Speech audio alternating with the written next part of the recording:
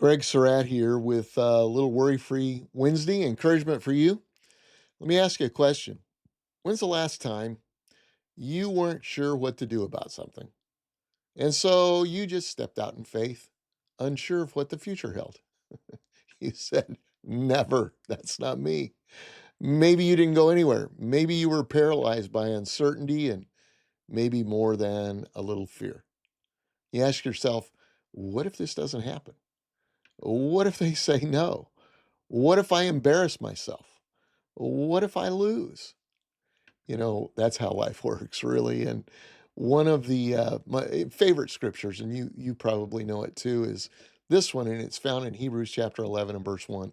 And it says, "Now faith is the confidence in what we hope for and assurance about what we do not see." Life is about what we do not see.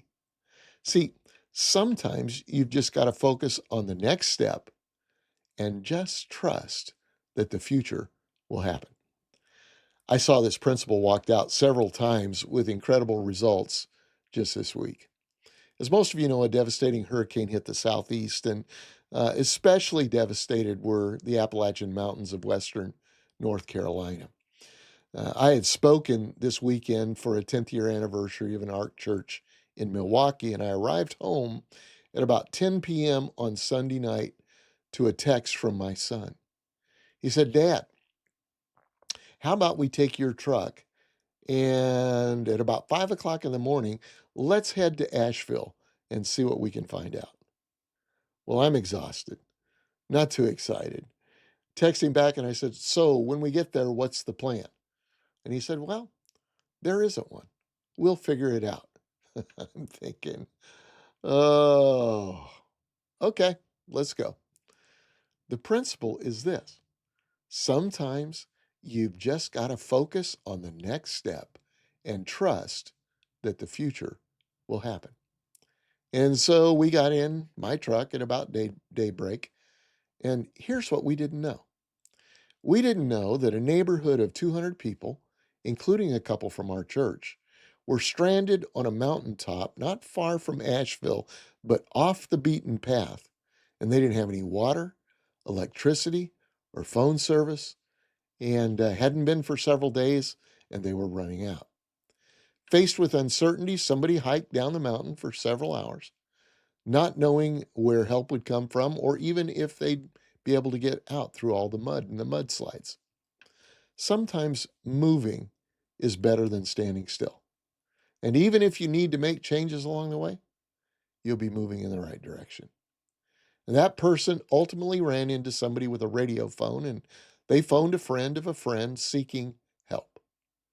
By faith, the friend of the friend posted the dilemma on Facebook, not knowing who would see it, but it was seen by someone in our church. And by faith, our parishioner direct messaged me on Facebook. Now, she didn't know that that's an inbox that I seldom check. I'll go for weeks. I don't need another inbox. How about you? But I checked it on that Monday on the way to Asheville. Something caught my eye. And I immediately called some friends who had friends in high places. And after a few twists and turns, some ladies got a free helicopter ride, and an isolated community received some desperately needed supplies. See, oftentimes that's how life works. Sometimes you just got to focus on the next step and just trust that the future will happen. That's what a brave soul did who chose to hike down a mountain in uncertainty. That's what a desperate friend did when they made a Facebook post, not knowing if anyone would see it. That's what a concerned seacoaster did when they reached out through a seldom used back channel. And that's what a weary, grumpy pastor did when he said yes to an adventure without a plan. Oh, by the way, I later discovered that my son didn't need me as much as he needed to borrow my truck, and I just happened to come along with it for the ride. Well, sometimes moving is better than standing still. And even if you need to make changes along the way, you'll be moving in the right direction. Hopefully that's helpful to you on this worry-free Wednesday. Let's crush it together. Are you in? Listen, if you'd like to be a part of helping with the hurricane damages, just go to seacoast.org/relief, and maybe you want to give something or volunteer to help, or maybe you need help. We'll connect with you there. If you enjoy these encouraging videos, why don't you subscribe to our channel, give us a thumbs up, or share it with a friend.